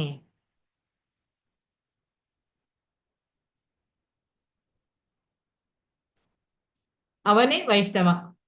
ಈಗ ಒಂದು ಆತ್ಮೀಯ ಸಭೆಯು ಪ್ರಭುಪಾದ್ರ ಮೇಲೆದ್ದು ಕೋಣೆಯ ಹೊರಗೆ ನಡೆದಾಗ ಅದು ಮುಕ್ತಾಯ ಆಗ್ತದೆ. ಹರಿಕೇಶ ಮತ್ತೆ ಶೀಲ ಪ್ರಭುಪಾದ್ರ ಭೋಜನವನ್ನು ತಯಾರಿಸಲು ತಾವು 2.5 ಗಂಟೆ ಸಮಯ ತೆಗೆದುಕೊಳ್ಳುತ್ತಿರುವುದಾಗಿ ಹೇಳಿದ್ರು. ಆಗ ಪ್ರಭುಪಾದರು, ನಿನಗೆ ಅಡಿಗೆ ಮಾಡುವುದಕ್ಕೆ ಬರುವುದಿಲ್ಲ, 1 ಗಂಟೆಯಲ್ಲಿ ಹೇಗೆ ಅಡಿಗೆ ಮಾಡಬಹುದೆಂದು ನಾನ್ ನಿನಗೆ ತೋರಿಸ್ತೇನೆ ಅಂತ ಹೇಳಿದ್ರು. ಹರಿಕೇಶರಿಗೆ ನಂಬಿಕೆ ಆಗ್ಲಿಲ್ಲ. 1 ಗಂಟೆಯಲ್ಲೇ ಆಶ್ಚರ್ಯ ಎಂದು ಉದ್ಗರಿಸಿದ್ರು. ಆಗ ತಕ್ಷಣವೇ ಪ್ರಭುಪಾದರು ಅಂಗಿಯನ್ನು ಬಿಚ್ಚಿ ಮಿಸಿಸಿಪಿ ಫಾರ್ಮ್ನ ಚಿಕ್ಕ ಅಡುಗೆ ಮನೆಯಲ್ಲಿ ಪ್ರವೇಶ ಮಾಡ್ತಾರೆ. ಶಿಷ್ಯರೆಲ್ಲ ತೆರೆದ ಬಾಗಿಲಿನಿಂದ ಇಣುಕಿ ನೋಡ್ತಿದ್ರು. ಪ್ರಭುಪಾದರು ತಮ್ಮ ಕೈಗಡಿಯಾರವನ್ನು ನೋಡಿಕೊಂಡು ಈಗ 12 ಗಂಟೆ ಅಂತ ಹೇಳ್ತಾರೆ. 1965ರಲ್ಲಿ ತಾವು ಅಮೆರಿಕಕ್ಕೆ ತಂದಿದ್ದ 3 ಪಾತ್ರೆಗಳ ಅದೇ ಹಿತ್ತಲೆ ಕುಕ್ಕರ್ ಅದನ್ನು ಒಲೆಯ ಮೇಲೆ ಇಡ್ತಾರೆ. ಕೆಳಗಿನ ಭಾಗದಲ್ಲಿ ನೀರು ಮತ್ತು ಹುರುಳಿಕಾಯಿ, ಮಧ್ಯದಲ್ಲಿ ಅಕ್ಕಿ, ಮೇಲ್ಭಾಗದ ಬಟ್ಲಲ್ಲಿ ನಾನಾ ರೀತಿಯ ತರಕಾರಿಗಳು, ಬಟಾಣಿ, ಆಲೂಗಡ್ಡೆ, ಕೋಸು. ಒಲೆ ಸಣ್ಣ ಅಳತೆಯಲ್ಲಿ ಉರಿತಾ ಇತ್ತು. ಬಣಲೆಯಲ್ಲಿ 1 ಇಂಚಿನಷ್ಟು ದಪ್ಪ ತುಪ್ಪ ಹಾಕಿ ಒಲೆಯ ಮೇಲೆ ಇಟ್ರು. ಬಿಳಿ ಬದನೆಕಾಯಿ, ಅದನ್ನು ಅರಸಿನ ಉಪ್ಪಿನಲ್ಲಿ ಅದ್ದಿ ಬಿಸಿ ತುಪ್ಪದಲ್ಲಿ ಅದನ್ನು ಚೆನ್ನಾಗಿ ಹುರಿತಾರೆ. ಹಿಟ್ಟು ಕಲಸಿ ಚಪಾತಿ ಮಾಡತೊಡಗಿದ್ರು. ಮಧ್ಯೆ ಮಧ್ಯೆ ಕೈ ಗಡಿಯಾರ ನೋಡಿಕೊಳ್ತಿದ್ರು. ಈಗಾಗ್ಲೇ 45 ನಿಮಿಷ ಆಗಿ ಹೋಯ್ತು. ಕುಕ್ಕರ್ನ ಮುಚ್ಚಳ ತೆರೆದು ಅದನ್ನು ತಿರ್ಗ ಮುರುಗ ಮಾಡಿ ಹುರಿಯುವ ಬಣಲಿ ಮಾಡಿಕೊಂಡರು. ಅದರಲ್ಲಿ ತುಪ್ಪ ಹಾಕಿ ಹಾಗಲಕಾಯಿಯನ್ನು ಸಿದ್ಧಪಡಿಸಿದ್ರು. ಅದಕ್ಕೆ ಮೆಣಸಿನಕಾಯಿ ಮತ್ತೆ ಇಂಗು, ಸಾಸಿವೆ, ಜೀರಿಗೆಯನ್ನು ಹಾಕಿದ್ರು. ಬೆಂದ ತರಕಾರಿಗೆ ನಿಂಬೆಹಣ್ಣು ಹಿಂಡಿದ್ರು. ಅಲ್ಲಿಗೆ ಅಡಿಗೆ ಮುಗ್ದೆ ಹೋಯ್ತು. ಶ್ರೀಲ ಪ್ರಭುಪಾದರು ತಮ್ಮ ಕೈ ಗಡಿಯಾರ ನೋಡಿಕೊಳ್ತಾರೆ. 1 ಗಂಟೆ 9 ರೀತಿಯ ಪದಾರ್ಥಗಳನ್ನು ತಯಾರಿಸಿದ್ದೇನೆ ಅಂತ ಹೇಳ್ತಾರೆ. ಪ್ರಭುಪಾದರು ಅಡಿಗೆ ಮನೆಯಿಂದ ಹೊರಗೆ ಬರ್ತಾರೆ. ಸೇವಕ ಅವರಿಗೆ ಊಟಕ್ಕೆ ಸಿದ್ಧಪಡಿಸಿದ. ತಾವು ಅಡಿಗೆ ಮಾಡುವುದನ್ನು ನೋಡಿದ ಪ್ರತಿಯೊಬ್ಬರಿಗೂ ಕೂಡ ಸ್ವಲ್ಪ ಸ್ವಲ್ಪ ಪ್ರಸಾದವನ್ನು ಕೊಡಬೇಕು ಅಂತ ಹೇಳಿ ಪ್ರಭುಪಾದರು ಸೂಚಿಸ್ತಾರೆ. ಸಂಜೆ 5 ಗಂಟೆಯ ಸಮಯ ಪ್ರಭುಪಾದರು ಫಾರ್ಮ್ನಲ್ಲಿ ಸುತ್ತಾಡಿಕೊಂಡು ಬಂದ್ರು. ಕೊಟ್ಟಿಗೆಯಲ್ಲಿ ಕರುಗಳು ಹಾಲು ಕುಡಿಯುವುದನ್ನು ನೋಡಿದ್ರು. ನೀವು ಎತ್ತುಗಳನ್ನು ಹೇಗೆ ಬಳಸ್ತಿದ್ದೀರಿ ಎಂದು ಪ್ರಭುಪಾದರು ವಿಚಾರಿಸಿದ್ರು. ಅಲ್ಲಿ ತನಕ ನಮ್ಮದು ಓದಿ ಆಗಿದೆ. ಇನ್ನು 1.5 ಪೇಜ್ ಉಂಟು, ಅದನ್ನು ಕಂಪ್ಲೀಟ್ ಮಾಡ್ಬೇಕು. ಯಾರು ಓದ್ಲಿಕ್ಕೆ ಹೇಳ್ತೇನೆ. ಲಕ್ಷ್ಮೀ PM ಮಾತಾಜಿ ಓದಿ. 1 ನಿಮಿಷ. ಇದೇನು ಇದು ಪ್ರಭುಪಾದ ಅಲ್ಲಿಂದ ಓದ್ಬೇಕಲ್ವಾ ಮಾತಾಜಿ? ಹಿಂಜರಿಕೆಯ ವಿದ್ಯಾರ್ಥಿಯಂತೆ. ಹಿಂಜರಿಕೆ ವಿದ್ಯಾರ್ಥಿಯಂತೆ ನಿತ್ಯಾನಂದರು ಉತ್ತರಿಸಿದರು. ಬೇಸಾಯದಲ್ಲ. ಹೌದು, ಬೇಸಾಯ ಮತ್ತು ಸಾಗಣೆಯಲ್ಲಿ ಉಳುಮೆಗೆ ನೀವು ಹೆಚ್ಚು ಜನ ವ್ಯಕ್ತಿಗಳನ್ನು ಬಳಸಿ 1 ನೇಗಿಲಿಗೆ 2 ಎತ್ತುಗಳನ್ನು ಬಳಸಿದರೆ ಸಾಕು. ಹುಲ್ಲು ಬೆಳೆಸಿದ ಮೈದಾನದಲ್ಲಿ ನಡೆಯುವಾಗ ಪ್ರಭುಪಾದರು ಕತ್ತರಿಸಿದ ಹುಲ್ಲು ಇನ್ನೂ ಏಕೆ ಮೈದಾನದಲ್ಲಿದೆ ಎಂದು ಕೇಳಿದರು. ಮಳೆಯ ನಂತರ ಅದು ಒಣಗಲಿ ಎಂದು ಬಿಟ್ಟಿದ್ದೇವೆ ಎಂದರು ನಿತ್ಯಾನಂದ. ಮಳೆ ಹುಲ್ಲನ್ನು ಹಾಳು ಮಾಡಬಹುದು, ಬೇಗ ಕೆಲಸ ಮುಗಿಸಬೇಕು ಎಂದು ಪ್ರಭುಪಾದರು ಸೂಚಿಸಿದರು. ಮುಂದೆ 3 ಎಕರೆ ವಿಸ್ತೀರ್ಣದ ಕಬ್ಬಿನ ಗದ್ದೆಯಲ್ಲಿ ಅವರು ನಡೆದರು. ಕಬ್ಬು ಅವರ ತಲೆಯ ಮೇಲೆ ಎಷ್ಟು ಎತ್ತರ ಬೆಳೆದು ನಿಂತಿತ್ತು. ಕಬ್ಬಿನ ಗದ್ದೆಯನ್ನು ದಾಟಿ ಅವರು ಪೈನ್ ಮರದ ಕಾಡಿನ ಬಳಿ ಬಂದರು. ಪ್ರಭುಪಾದ, ನೋಡಿ, ಈ ಕಾಡುಗಳು ಪ್ರಾಕೃತಿಕ ವ್ಯವಸ್ಥೆಗಳು. ನೀವು ಮರಗಳನ್ನು ಕಡಿಯುತ್ತೀರಿ, ಮನೆ ಮಾಡುತ್ತೀರಿ, ಉಳಿದುದನ್ನು ಸೌದೆಗಾಗಿ ಬಳಸುತ್ತೀರಿ. ಹೀಗೆ ಸಿದ್ಧವಾದ ನೆಲವನ್ನು ಉತ್ತು ಬಿತ್ತಿ ಆಹಾರ ಬೆಳೆಯುತ್ತೀರಿ ಅಷ್ಟೇ. ಇದೆಲ್ಲ ಪ್ರಾಕೃತಿಕ ವ್ಯವಸ್ಥೆ. ಕೆಲಸಕ್ಕೆ ಬಾರದ ವೃತ್ತಪತ್ರಿಕೆಗಳಿಗಾಗಿ ಮರಗಳನ್ನು ಬಳಸುವ ಆಧುನಿಕ ಸಮಾಜದ ದುಷ್ಟ ವ್ಯವಸ್ಥೆಯ ಬಗ್ಗೆ ಪ್ರಭುಪಾದರು ವಿಷಾದ ವ್ಯಕ್ತಪಡಿಸಿದರು. ಮುಂದೆ 2 ಎಕರೆಯಷ್ಟು ಭೂಮಿಯಲ್ಲಿ ಶಿಷ್ಯರು ಬೆಳೆಸಿದ್ದ ಹಣ್ಣಿನ ಮರಗಳನ್ನು ಪ್ರಭುಪಾದರು ನೋಡಿದರು. ಕೆಲವು ಅಸಂಗತಿಗಳನ್ನು ಅವರು ಗುರುತಿಸಿದರು. ಟ್ರಾಕ್ಟರ್ ಮೊದಲಾದ ಉಪಕರಣಗಳನ್ನು ಪ್ರಭುಪಾದರ ವೀಕ್ಷಣೆಗಾಗಿ ಸಾಲಾಗಿ ನಿಲ್ಲಿಸಿದ್ದರು. ಹೀಗೆ ಬಯಲಿನಲ್ಲಿ ಯಂತ್ರಗಳನ್ನು ನಿಲ್ಲಿಸಿರುವ ಬಗ್ಗೆ ಪ್ರಭುಪಾದರು ತಮ್ಮ ಅಸಮಾಧಾನವನ್ನು ವ್ಯಕ್ತಪಡಿಸಿದರು. ನಿತ್ಯಾನಂದರು ಈಗ ಶೆಡ್ಡಿನ ರಚನೆ ಸಾಗಿದೆ ಎಂದು ನೋಡಿದರು. ಅಷ್ಟರಲ್ಲಿ ಇವು ಹಾಳಾಗಿ ಹೋಗುತ್ತವೆ ಎಂದು ಪ್ರಭುಪಾದರು. ನೀವು ಶೆಡ್ ಮುಗಿಸುವುದರಲ್ಲಿ ಇವು ತುಕ್ಕು ಹಿಡಿದು ನಿರುಪಯುಕ್ತವಾಗುತ್ತವೆ. ಪ್ರಭುಪಾದರು ಒಂದು ಹಿಂದಿ ಗಾದೆ ಮಾತನ್ನು ಕೂಡ ಹೇಳಿದರು.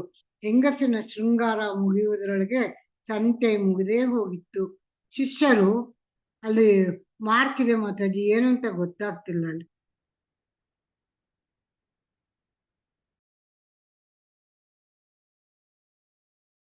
ಮಾತಾಜಿ ಸ್ಕ್ರೀನ್ ಹೋಯ್ತು.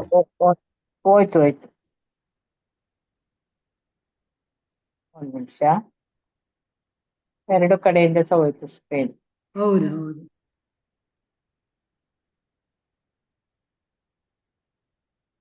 ಓನ್ಲಿ ಹೋಸ್ಟ್, ಯಾರು ಹೋಸ್ಟ್ ಆದ್ರು? ಕಾಂತಮಣಿ ಮಾತಾಜಿ.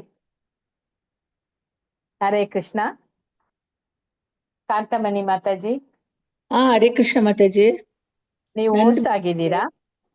ಹೌದಾ? ಹೌದು, ನನ್ನನ್ನು ಕೋ ಹೋಸ್ಟ್ ಮಾಡ್ಬೇಕು ನೀವು.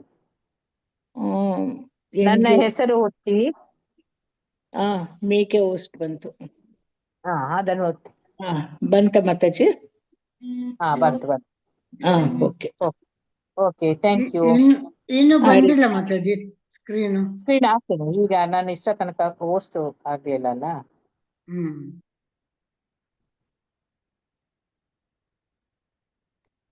ಈಗ ಬಂತಾ? ಹೌದು, ಬಂತು ಮಾತಾಜಿ.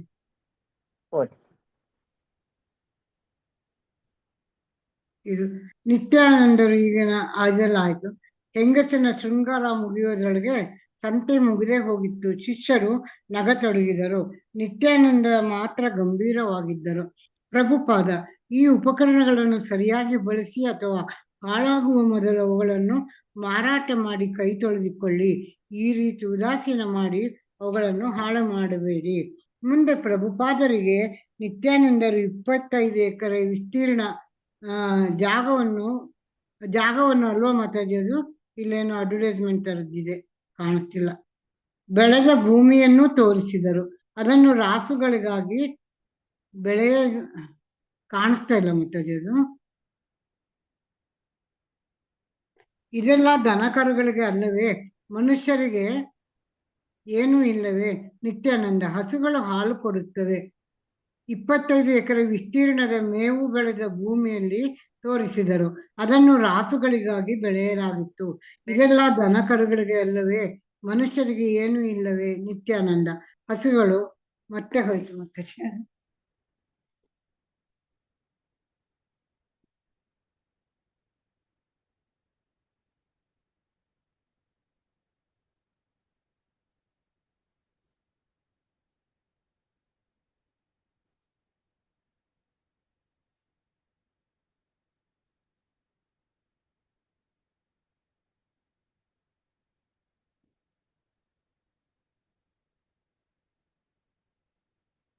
ಹಸುಗಳು ಹಾಲು ಕೊಡುತ್ತವೆ. ಪ್ರಭುಪಾದ, ಅಷ್ಟೇನಾ? ಮನುಷ್ಯರಿಗಾಗಿ ನೀವೇನು ಆಹಾರ ಧಾನ್ಯ ಅಲ್ಲೆಲ್ಲ ಇದಿದೆ ಕಾಣಿಸ್ತಾ ಇಲ್ಲ, ಅದು ಬಿಟ್ಟು ಹೋಗ್ತೀನಿ. ಆಹಾರ ಧಾನ್ಯ ಬೆಳೆಯುತ್ತಿಲ್ಲ ಯಾಕೆ? ಪ್ರಭುಪಾದರ ಮಾತಿನ ಅರ್ಥ ಸ್ಪಷ್ಟವಾಗಿತ್ತು. ನೋಡ್ತಾ ಇದ್ದೇನೆ ಮತ್ತೆ. ಇನ್ನೇನು ಸುತ್ತಾಟ ಮುಗಿಸಬೇಕು. ಪ್ರಭುಪಾದರು ಮತ್ತೆ ಕೇಳಿದರು, ಎತ್ತುಗಳು ಏನು ಮಾಡುತ್ತವೆ ಹೇಳಿ? ವಿಧೇಯ ವಿದ್ಯಾರ್ಥಿಯಂತೆ ನಿತ್ಯಾನಂದ ಉತ್ತರಿಸಿದರು, ಹೊಲ ಉಳುತ್ತವೆ. ಪ್ರಭುಪಾದ, ಅದು ಮುಖ್ಯ. ಸಾಗಣೆ ಮತ್ತು ಉಳುಮೆ. ನಮ್ಮ ಜನಗಳಿಗೆ ಕೃಷ್ಣ ಪ್ರಜ್ಞೆಯ ಬಗ್ಗೆ ಶಿಕ್ಷಣ ಕೊಡದಿದ್ದರೆ ಹಸುಗಳನ್ನು ಸಾಕಿ ಏನು ಪ್ರಯೋಜನ ಎಂದು ಅವರು ಹೇಳುತ್ತಾರೆ. ಅದಕ್ಕೆ ಬದಲು ನಗರಕ್ಕೆ ಹೋಗಿ ಹಣ ಸಂಪಾದಿಸಿ ದನ ತಿನ್ನುವುದು ಮೇಲು ಎನ್ನುತ್ತಾರೆ ಅವರು. ಬೇರೆ ಬೇರೆ ದೇವಾಲಯಗಳಲ್ಲಿ ರಾಧಾ ಮತ್ತು ಕೃಷ್ಣರ ಮೂರ್ತಿಗಳನ್ನು ಪ್ರತಿಷ್ಠಾಪಿಸಿದ ಮೇಲೆ ಪ್ರಭುಪಾದರು ಸಾಮಾನ್ಯವಾಗಿ ಇದೇ ಅರ್ಥದ ಮಾತುಗಳನ್ನು ಹೇಳುತ್ತಿದ್ದರು. ಭಕ್ತರು ಉತ್ಸಾಹ ಕಳೆದುಕೊಂಡರೆ ಮೂರ್ತಿ ಪೂಜೆ ಕೇವಲ ಆಚರಣೆಯ ಮಟ್ಟಕ್ಕೆ ಇಳಿಯುತ್ತದೆ. ಕೊನೆಗೆ ಈ ಪೂಜೆಯು ಹೊರೆಯನ್ನು ನಮಗೇಕೆ ವಿಧಿಸಿದಿರಿ ಎಂದು ಅವರು ತಮ್ಮ ಗುರುವನ್ನು ಕೇಳುತ್ತಾರೆ. ಹೊಲಗಳಲ್ಲಿ ಗದ್ದೆಗಳಲ್ಲಿ ಶಿಷ್ಯರು ದನಗಳನ್ನು ಸ್ವಾಭಾವಿಕ ರೀತಿಯಲ್ಲಿ ಚೆನ್ನಾಗಿ ಉಪಯೋಗಿಸದೆ ಹೋದರೆ, ಉತ್ಪತ್ತಿಯಾದ ಹಾಲನ್ನು ಅವರು ಸರಿಯಾಗಿ ಬಳಸದೆ ಹೋದರೆ ಈ ಪ್ರಾಣಿಗಳನ್ನು ಸಾಕುವ ಅಗತ್ಯ ಅವರಿಗೆ ಕಾಣದೆ ಹೋಗುವುದು ಸಹಜ. ಪ್ರಭುಪಾದರ ವಿಚಾರದಂತೆ ನಡೆದರೆ ಶಿಷ್ಯರು, ಹಸುಗಳು, ಹೋರಿಗಳು ಎಲ್ಲ ಸಂತೋಷವಾಗಿ ಸಹಬಾಳ್ವೆ ಮಾಡಬಹುದು. ಅದು ಕೃಷ್ಣನಿಗೂ ಪ್ರಿಯವಾಗುತ್ತದೆ. ಅನೇಕ ವರ್ಷಗಳಿಂದ ಶ್ರೀಲ ಪ್ರಭುಪಾದರು ಕೃಷ್ಣ ಪ್ರಜ್ಞೆ ಚಳುವಳಿಯ ಬೇರೆ ಬೇರೆ ವಿಭಾಗಕ್ಕೆ ಸಂಬಂಧಿಸಿದಂತೆ ವಸ್ತುನಿಷ್ಠವಾದ ಅನೇಕ ಸೂಚನೆಗಳನ್ನು ಕೊಡುತ್ತಾ ಬಂದಿದ್ದಾರಾದರೂ ವರ್ಣಾಶ್ರಮ ವ್ಯವಸ್ಥೆಯನ್ನು ಉಳಿಸಿಕೊಂಡು ಹೋಗುವ ಬಗ್ಗೆ ಇಷ್ಟೊಂದು ವಾಸ್ತವಿಕ ನೆಲೆಯ ಸಲಹೆಗಳನ್ನು ಅವರು ಕೊಟ್ಟಿದ್ದು ಇದೇ ಮೊದಲು. ಒಟ್ಟಿನಲ್ಲಿ ಭರವಸೆ ನೀಡುವ ಇಂತಹ ಕೃಷ್ಣ ಪ್ರಜ್ಞ ಸಂಘ ಜೀವನವನ್ನು ನೋಡಿ ಅವರಿಗೆ ತುಂಬಾ ಸಮಾಧಾನವಾಗಿತ್ತು, ಸಂತೋಷವಾಗಿತ್ತು.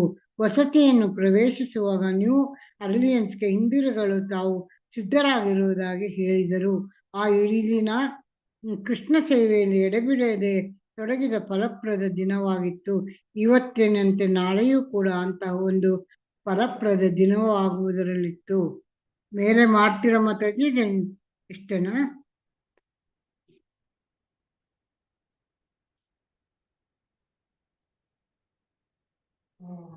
ಹರೇ ಕೃಷ್ಣ ಮಾತಾಜಿ.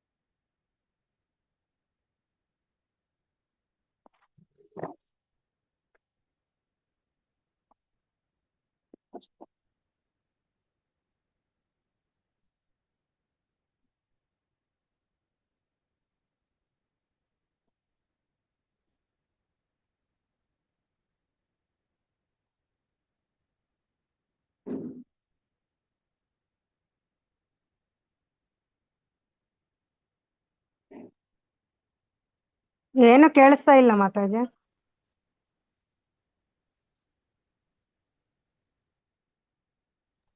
ಮಾತಾಜಿ ಏನು ಕೇಳಿಸ್ತಿಲ್ಲ. ಅಯ್ಯೋ, ಅವ್ರದ್ದು ಏನಾರು ಆಗಿದೆಯೇನೋ ಮಾತಾಜಿ ಇಲ್ಲ ಅವ್ರದ್ದು. ಇಲ್ಲ, ಈಗ ಕೇಳ್ತದಲ್ಲ. ಈಗ ಕೇಳಿಸ್ತಾ ಇದೆ ಮಾತಾಜಿ. ಓಕೆ, ಈಗ ಅಲ್ಲಿ ಮ್ಯೂಟ್ ಕೇಳಿಸ್ತಾ ಇದೆ ಮಾಡಿಟ್ಟಿದ್ದೆ ಮಾತಾಜಿ ನಾನು. ಓಕೆ, ಈಗ ಹೇಳ್ತೇನೆ. ಇನ್ನೊಂದ್ರಲ್ಲಿ ಮ್ಯೂಟ್ ಮಾಡು.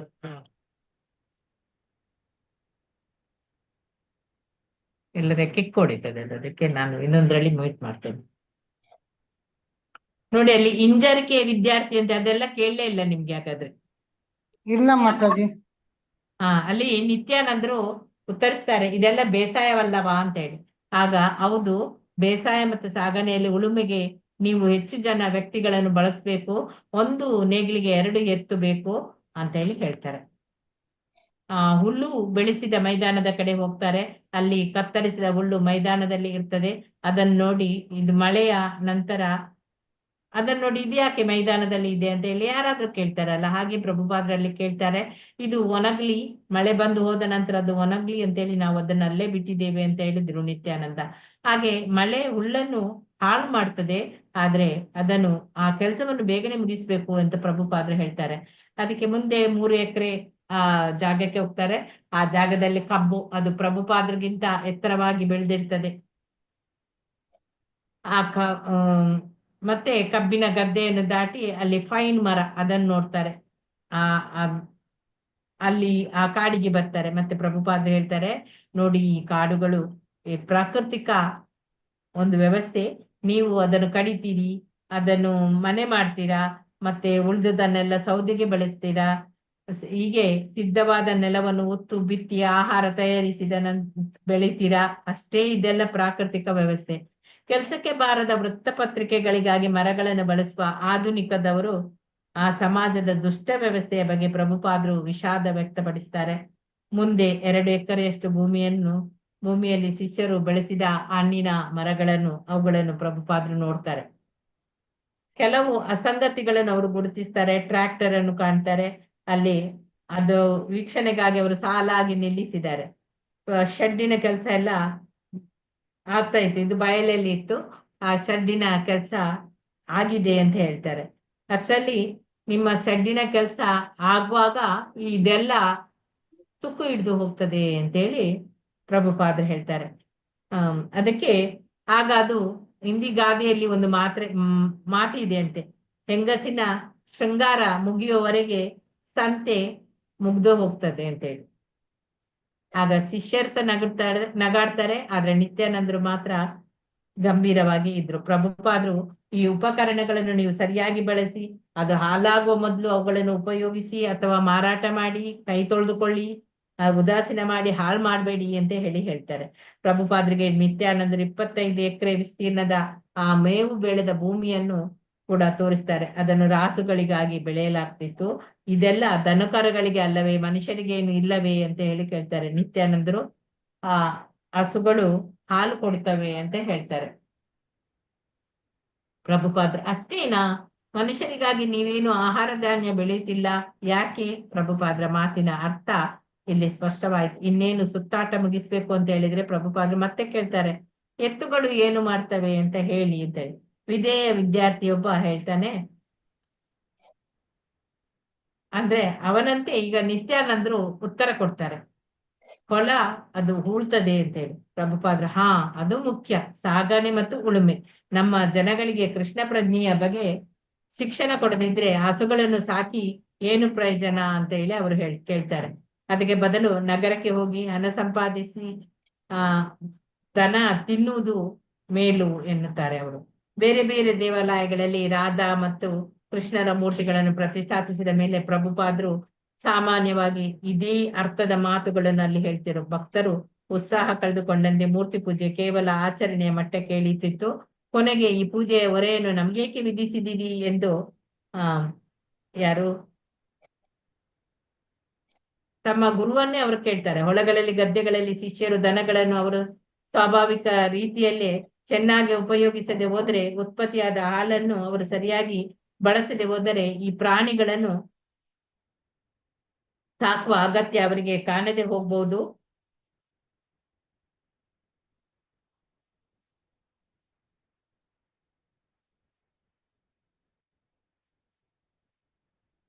ಸಹಜ. ಪ್ರಭುಪಾದರ ವಿಚಾರದಂತೆ ನಡೆದ್ರೆ ಶಿಷ್ಯರ ಹಸುಗಳು ಹೋರಿಗಳು ಎಲ್ಲ ಸಂತೋಷವಾಗಿ ಸಹಬಾಳ್ವೆ ಮಾಡ್ತದೆ. ಅದು ಕೃಷ್ಣನಿಗೂ ಕೂಡ ಪ್ರಿಯ ಆಗ್ತದೆ ಅಂತ ಹೇಳ್ತಾರೆ. ಅನೇಕ ವರ್ಷಗಳಿಂದ ಶ್ರೀಲ ಪ್ರಭುಪಾದರು ಕೃಷ್ಣ ಪ್ರಜ್ಞೆ ಚಳವಳಿಯ ಬೇರೆ ಬೇರೆ ವಿಭಾಗಕ್ಕೆ ಸಂಬಂಧಿಸಿದಂತೆ ವಸ್ತುನಿಷ್ಠವಾದ ಅನೇಕ ಸೂಚನೆಗಳನ್ನು ಕೊಡುತ್ತಾ ಅವರು ಬಂದಿದ್ರಾದ್ರೂ ವರ್ಣಾಶ್ರಮ ವ್ಯವಸ್ಥೆಯನ್ನು ಉಳಿಸಿಕೊಂಡು ಹೋಗುವ ಬಗ್ಗೆ ಇಷ್ಟೊಂದು ವಾಸ್ತವಿಕ ನೆಲೆಯ ಸಲಹೆಗಳನ್ನು ಅವರು ಕೊಟ್ಟಿದ್ದು ಇದೇ ಮೊದಲು. ಒಟ್ಟಿನಲ್ಲಿ ಭರವಸೆ ನೀಡುವ ಇಂತಹ ಕೃಷ್ಣ ಪ್ರಜ್ಞಾ ಸಂಘ ಜೀವನವನ್ನು ನೋಡಿ ಅವರಿಗೆ ತುಂಬಾ ಸಮಾಧಾನವಾಯಿತು, ಸಂತೋಷವಾಯಿತು. ವಸತಿ ಪ್ರವೇಶಿಸುವಾಗ ನ್ಯೂ ಏರ್ಲೆನ್ ಹಿಂದೂಗಳು ತಾವು ಇರುವುದಾಗಿ ಅಂತ ಹೇಳಿದ್ರು. ಮತ್ತೆ ಇಡೀ ದಿನ ಕೃಷ್ಣ ಸೇವೆಯಲ್ಲಿ ಎಡೆಬಿಡದೆ ತೊಡಗಿದ ಫಲಪ್ರದ ದಿನ ಆಗಿತ್ತದು. ಇವತ್ತಿನಿಂದ ನಾಳೆಯೂ ಕೂಡ ಅಂತಹ ಒಂದು ಫಲಪ್ರದ ದಿನವಾಗುವುದರಲ್ಲಿ ಕೂಡ ಇತ್ತು ಅಂತ ಹೇಳ್ತಾರೆ. ಹರೇ ಕೃಷ್ಣ. 47 ಆಯ್ತು. ಬೇಗ ಮುಗಿಸ್ತೇನೆ, ಆದ್ರೆ ಅಟೆಂಡೆನ್ಸ್ ಒಂದು ಹಾಕ್ತೇನೆ. ಮತ್ತೆ ನೀವು 1 ನಿಮಿಷ.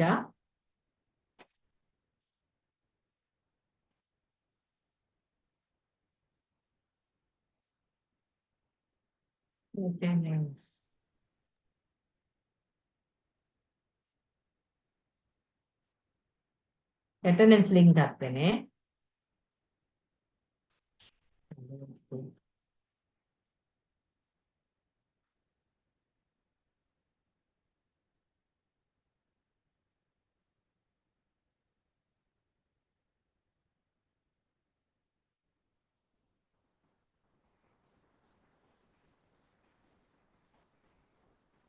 ಹಾಕಿದ್ದೆ ಮಾತಾಜಿ, ಎಲ್ಲರ ಅಟೆಂಡೆನ್ಸ್ ಹಾಕಿ. ಮತ್ತೆ ಪ್ರೋಗ್ರಾಮ್ ಇದೆ ಅಲ್ಲ, ಅದಕ್ಕಾಗಿ ಇವತ್ತು ಸ್ವಲ್ಪ ಬೇಗನೆ ಮುಗಿಸಿ ಅಟೆಂಡೆನ್ಸ್ ಹಾಕಿ.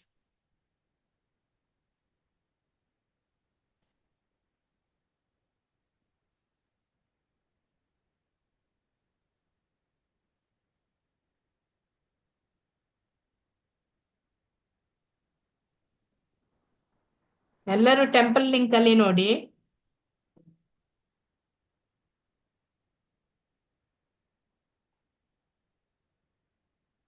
ಹರೇ ಕೃಷ್ಣ. ವಾಂಚಾ ಕಲ್ಪತರುಭ್ಯಶ್ಚ ಕೃಪಾ ಸಿಂಧುಭ್ಯ ಏವ ಚ ಪತಿತಾನಾಂ ಪಾವನೇಭ್ಯೋ ವೈಷ್ಣವೇಭ್ಯೋ ನಮೋ ನಮಃ.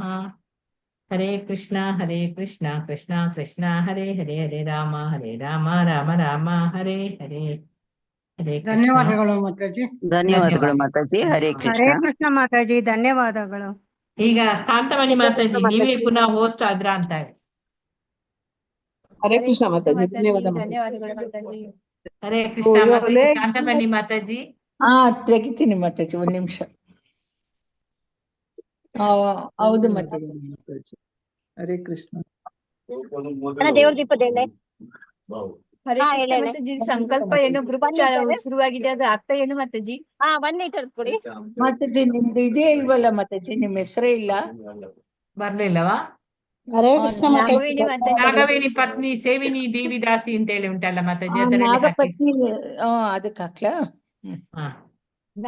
ನಾಗವೇಣಿ ಮಾತಾಜಿ. ಧನ್ಯವಾದಗಳು. ಹರೇ ಕೃಷ್ಣ ಮಾತಾಜಿ. ಹರೇ ಕೃಷ್ಣ ಮಾತಾಜಿ. ಅಥವಾ ನೀವು ಮೀಟಿಂಗ್ ಎಂಡ್ ಮಾಡಿದ್ರು ಸಾಕ್ಬೋದು. ಎಷ್ಟು ಗಂಟೆಗೆ ಇರೋದು? ಕಳ್ಸಿದೀನಿ ನೋಡಿ ಮಾತಾಜಿ ನಿಮ್ಗೆ. Mataji Okay, okay. ಧನ್ಯವಾದಗಳು. ಹಾಗಾದ್ರೆ ಮೀಟಿಂಗ್ ಎಂಡ್ ಮಾಡೋಣ. 5:45 ಅಂತ ಹೇಳಿದ್ರು. ಈಗ ಅಲ್ಲಿ ಸ್ಟಾರ್ಟ್ ಆಗ್ಬೋದು ಮಾತಾಜಿ, ನಾನ್ಸ ನೋಡ್ಲಿಲ್ಲ. ಸರಿ. ನೋಡ್ತೇನೆ. ಹರೇ ಕೃಷ್ಣ ಮಾತಾಜಿ, ಧನ್ಯವಾದ. ಹರೇ ಕೃಷ್ಣ. ಎಂಡ್ ಮಾಡ್ತೇನೆ.